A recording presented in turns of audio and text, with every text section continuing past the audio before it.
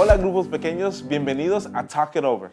Sí, estamos emocionados de que sus grupos pequeños estén con nosotros esta semana.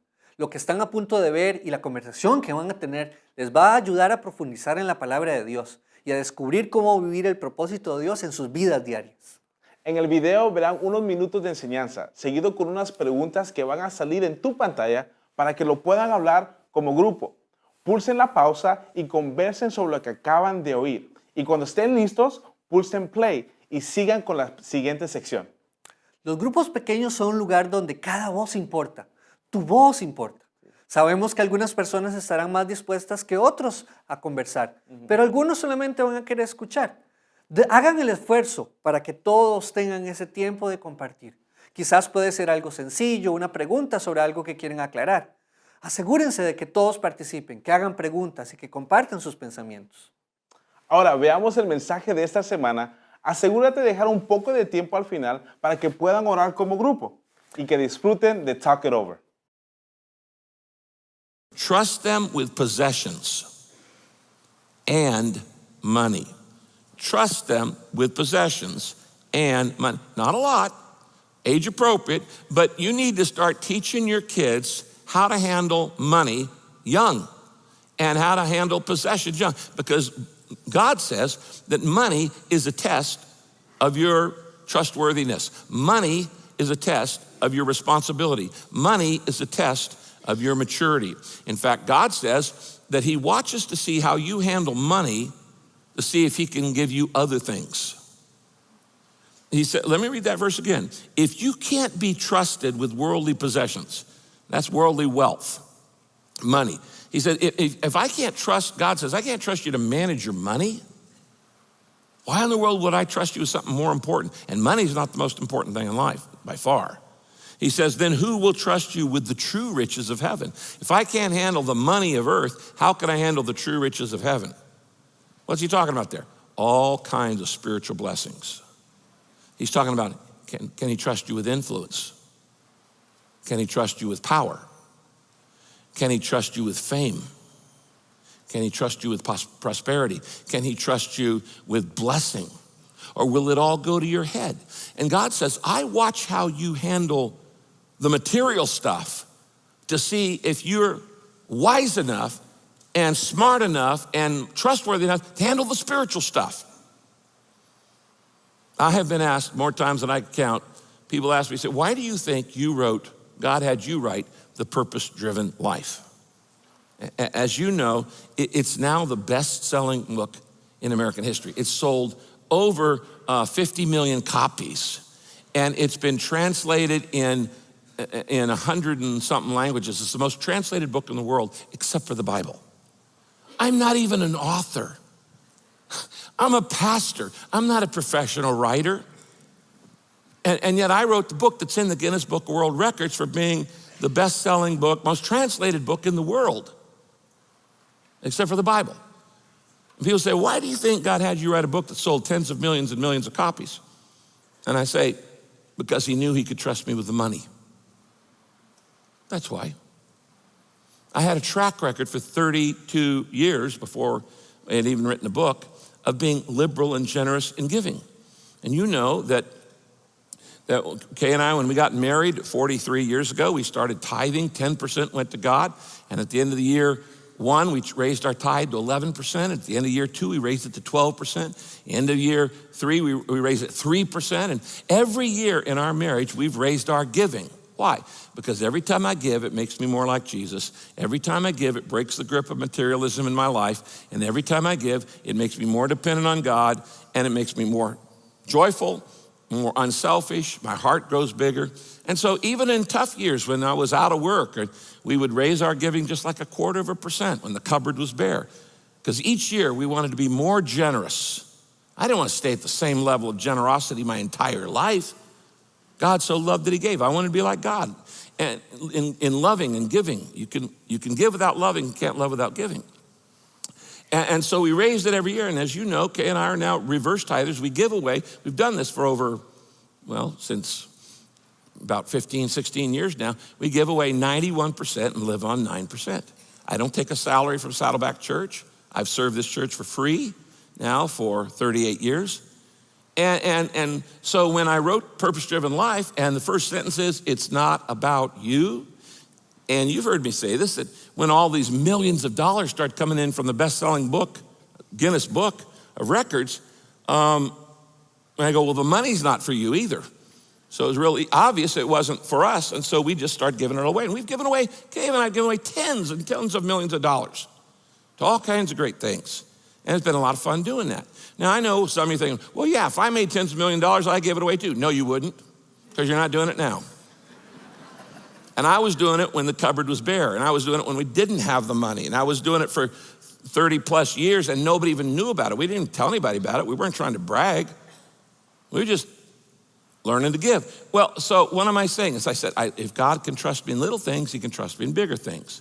And if he can trust me in handling physical wealth, then I can handle spiritual blessings, like influence and notoriety and some stuff like that, because he says, I can watch how you're doing. It's an acid test. Now, how does this apply to parenting? Well, you start with your kids at a very young age, teaching them that we don't really own anything. It's all on loan from God. And so we started giving our kids allowances when they were very, very, very young. Everybody, you get a nickel for giving and a nickel for tithing and a nickel for saving and a nickel to spend. And then a dime and a dime and a dime and then a quarter and a quarter and a quarter. And they actually had 3 envelopes and then there was 3 piggy banks. And then it eventually went to $1 in each one. And as they grew, it got bigger and bigger. But we started very young teaching them, you don't spend everything you've got. And you learn to give it away. What am I doing? I'm teaching them responsibility. And Jesus says this is one of the 3 ways you teach it. Trust them in little things, and then trust them in material things. And then here's the 3rd one. Trust them with something that doesn't belong to them. Before you get your own, you use somebody else's. And that could be anything, a guitar or a car or anything else. Before you get your own, how do you take care of something that's somebody else's? Do you treat it with respect? Do you handle it wisely? Do you not abuse it? And this is also true in ministry. You serve in somebody else's ministry and prove faithful there before you get your own. Luke 16, verse 12. 3rd verse, Jesus says, the 3 ways you test for responsibility. If you can't be trusted with things that belong to someone else, who will give you things of your own? And so he's saying, I'm watching you, and this is what you can do with your children. Great parents, great leaders know that people respond to responsibility. They actually step up to the plate. And when you say, I know you can do this. I'm trusting you. I know you can handle this. When I give you this responsibility, and it's a big one, it's gonna stretch you, but I know you can handle it. People respond to responsibility. But if you treat people as babies, you're gonna have to diaper them the rest of your life. It's why we have thousands of people involved in different ministries here, because we trust people in this church. We don't control it. We just trust them to go out and do what God has called them to do. On the screen, Galatians 6:5 says this: we are each responsible for our own conduct. Now, there's obviously a balance here. When you first have a little baby, that baby is totally dependent upon you. They have no responsibility because they can't do anything. They're totally dependent upon the parent. But the whole goal of parenting is to wean them of being dependent upon you. The whole goal of parenting is to teach them personal responsibility, turning them into responsible citizens, responsible children of God, responsible servants of society and the world. One of the most important skills in life that parents have to teach is how to accept responsibility. But the only way you learn it is by actually being given. And too often parents are afraid to actually give responsibility because they say, well, you haven't learned it. Well, how are you going to earn it if you never are given it? All of us have this deep need to be trusted. All of us have this deep need to prove ourselves, to develop confidence. I never forget the first staff position I served in a church. I was just a teenager. And the pastor of the church was a guy named Dr. W.C. Bryant. And he called me into his office. He sat down and he looked at me and he said, now, Rick, you're going to be on my staff here in this church. If I didn't trust you, you wouldn't be here. But you're here, and so that means I trust you. So go out and try to win as many kids to Christ as you can. That just gave me all kinds of opportunity to try stuff. And the first year, we led about 200 teenagers to Christ because I had a guy who believed in me, who was willing to give me responsibility. Jesus did this. He trusted his disciples. At one point, he turns around to the 12 guys he's been working with and mentoring for 3 years and goes, guys, I'm out of here. I'm going back to heaven. I'm leaving the salvation of the world in your hands. Really? A bunch of fishermen? The entire salvation of the world is in their hands? Who would do a better job of building the church, Jesus or the disciples? No doubt. But Jesus knew they weren't going to grow unless he gave up control. And that's what you have to do, give it up more and more and more. What am I saying?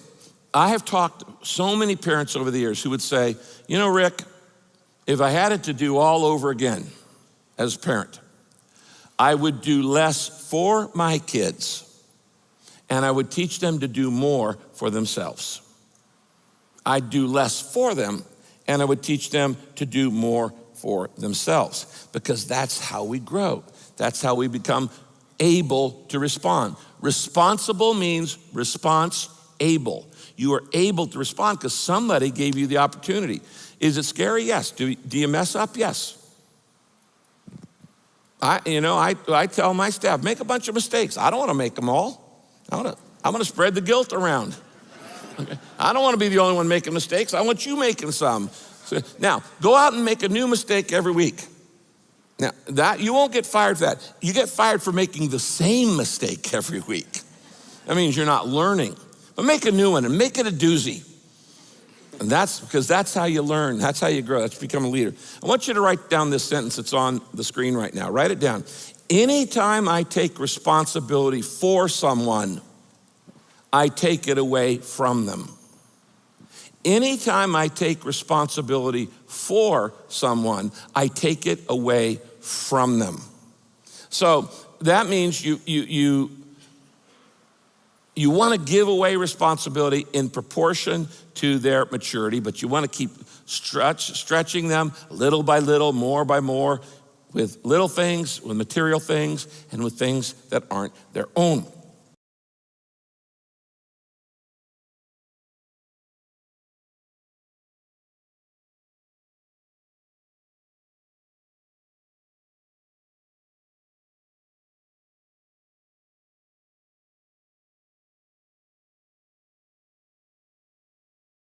Proverbs 19:16, discipline your children while they are young enough to learn. Well, they're still teachable. If you don't, you're helping them destroy themselves. That's the other thing. It says you're actually helping them destroy their own lives by not having some discipline in their life. Now, how do you do this? How do you correct without condemning? How do you discipline instead of punish your children? 2 ways. Write these down. Number 1, never correct in anger. Never correct in anger. When I correct in anger, I'm just getting even. You've irritated me. I'm now irritated. I'm frustrated. My anger's gone up. My adrenaline's gone up. And overreaction and overcorrection is as harmful to a child as overprotection. Because now you've introduced the anger element, and that has an element that wounds. and it can actually harm the relationship. Notice what the Bible says, Ephesians 6, verse 4. Fathers, don't keep on scolding, nagging your children, making them angry and resentful. See, they just mirror. You get angry at them, guess what? They're going to be angry. We mirror it. Making them angry and resentful. Instead, bring them up with the loving discipline that God approves, with suggestions and godly advice. As I said, when I'm frustrated with my kids, it feels good to just spout off or to get angry back. But correcting in anger actually creates resentment, and it creates anger in return. And you may get the right response for behavior, but you're harming the relationship long term. You can scare people into doing things. You can get people to do things out of your anger, but you're harming the relationship. And God doesn't do that with you. He lovingly disciplines you. Disciplining in anger, as I said, is just getting even. And you're hurting the relationship. Now, what does that mean? It means that if you get ticked off before you discipline, you might need to walk in the other room and calm down. You need to understand anger is simply a biological response in your body. It's hormones, it's chemicals, it's adrenaline. And when you're revved up because somebody frustrated you or hurt you or wounded your pride or something like that, then you might need to step out and calm down, because they need the discipline for the infraction, but they don't need the anger for the action. And that needs to come out of the way. You need to remove that. If you're angry, it's not the time to discipline. If you're angry, you calm down first. This is how you correct without condemning. Then you come back and you say, now let's deal with this. You know this was wrong, and here's why it was wrong. Why do you think it was wrong? And then we talk about that, and then there might be some correction, and there should be some discipline. So never correct in anger. Second way, you correct without condemning. Choose my words carefully. Choose my words carefully. Ephesians 4:29 says, don't use harmful words, but use only helpful words, the kind that build up. Circle the word only. What are harmful words? Words that belittle, words that hurt, words that sting, words that put down. You remember growing up the little rhyme, sticks and stones may break my bones, but names will never. That's just the biggest lie in the whole world. It's just not true. Names hurt. In fact, they hurt more than sticks and stones. You might have broken a bone when you were a kid. It healed up in a couple months. But some of you still remember words that your parents have said in anger. It's just not true that words will never hurt me. They do. They hurt more. They hurt more because you remember them. And words that are said in anger, belittling words, attacking words, criticizing words, as I said in anger, the emotional impact of that carries on, and it harms our relationships.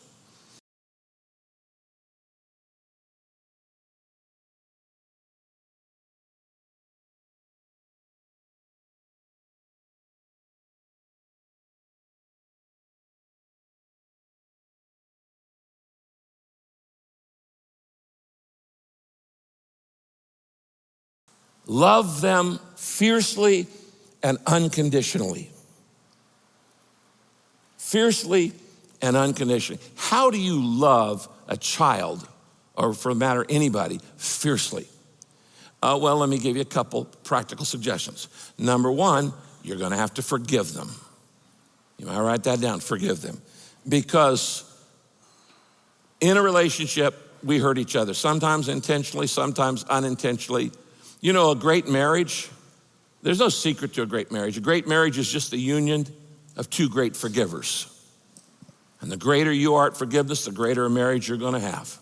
If you have a hard time forgiving, you're gonna have a hard time in your marriage, because we hurt each other all the time. And the way you love fiercely is by asking forgiveness, offering forgiveness, and accepting forgiveness. If you learn those three things and you're easy on all of them, you ask easily, you offer it easily, you accept it easily, then things are gonna go a whole lot better for you. If you have a hard time forgiving, if you have a hard time asking for forgiveness, you have a hard time accepting forgiveness, you're gonna have a harder time in relationships. So to love fiercely means to forgive. Ephesians 4:32, be kind and loving to each other, forgiving each other just as God forgave you in Christ. How does God forgive you in Christ? Instantly, completely, and continually. And that's the way you gotta do it with your kids. You're gonna have to forgive them, and you know what? They're gonna have to forgive you. And you may have to go to them, and they may have to come to you. You're gonna be hurt as a parent, but as a godly parent, you just keep on loving. He says, love them just as Christ loved you, which is unconditionally. The other way you love someone fiercely, write this down, is you never give up on them. That's fierce love. If you love someone fiercely, if you love someone unconditionally, you never, never, never, never, never give up on them. No matter how messed up they are. 1 Corinthians 13:7, 1 Corinthians 13 is a great love chapter of the Bible, and it says this, love knows no limit to its endurance. That's real love. Love knows no end to its trust. It keeps trusting. Love knows no fading of its hope. It's hopeful. And real love, it can outlast anything. That's the Phillips translation of that verse. Real love never gives up on people. Now, the truth is, we all have failures. We all make mistakes. We all sin. We're all self-centered and selfish at different times in life. So we all need somebody who won't give up on us. We all need somebody who points us to the grace of God. We all need someone who helps us find forgiveness, ask forgiveness, offer forgiveness, accept forgiveness, and forgive ourselves. You gotta learn all those. Those are marks of maturity. God is the Father in heaven who gives us second chances. Who do you need to give a second chance to, father or mother? Who do you need to give a second chance to? See, the good news is God's never given up on you. Look at this next verse, Isaiah 54. The mountains and the hills, this is God talking, the mountains and hills may crumble, but my love for you will never end. You can't make God stop loving you. Why? Because his love for you is fierce. His love for you is unconditional. My love for you will never end, so says the Lord who loves you. Now, the truth is, human love wears out. It has a time limit. And we know that. But that's why we need God's love. And that's why we need his power and his wisdom as parents. The last verse on your outline, Proverbs 14:26 says this, reverence, I read this last week, but I'll read it again. Reverence for God gives a man deep strength. His children have a place of refuge and security. What I'm saying here is that the secret of being a great parent is to become a godly person. You gotta get to know God, because you can't do this on your own. Sorry, you're just not good enough, and neither am I. We need a love greater than I'm capable of producing. We need patience greater than I'm capable of producing. I need wisdom greater than I'm capable of producing. Now, I don't know if you realize that, but all 5 of these actions are the way God treats you. God accepts your uniqueness. He doesn't ask you to be somebody you're not. He's the one who made you you. He doesn't want you copying somebody else. He doesn't want you to be like your sister, mom, or brother, or whatever. God is the one who affirms your value. I created you. I sent my son to die for you. I put my spirit in you. God is the one who gives you responsibilities and lets you make decisions. He lets you make some decisions every day of your life. And he lets you face the consequences of it. That's called growing up. He doesn't overprotect you and keep you. He could have made you a puppet where you don't even make any bad decisions. But he knows how you're gonna learn. And he corrects you without condemning, and he loves you fiercely and unconditionally. If you haven't opened your life to Christ, you need to do so. You cannot possibly be the parent you need to be, or the person you need to be, or the professional you need to be without God in your life. And so you say, Jesus Christ, I need your help. And that starts a whole new trend that could go for the next 4 generations. How about that?